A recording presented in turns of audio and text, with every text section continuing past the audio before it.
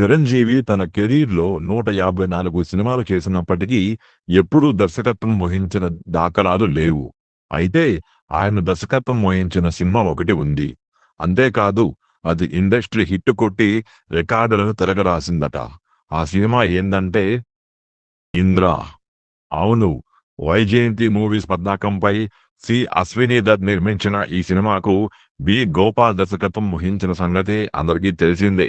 అయితే ఓ ఇంటర్వ్యూలో బి. గోపాల్ మాట్లాడుతూ 'ఇంద్ర' సినిమాలో వచ్చే ఫ్లాష్ బ్యాక్ ఎపిసోడ్‌తో పాటు మరికొన్ని సన్నివేశాలకు చిరంజీవి దర్శకత్వం వహించారని చెప్పారు.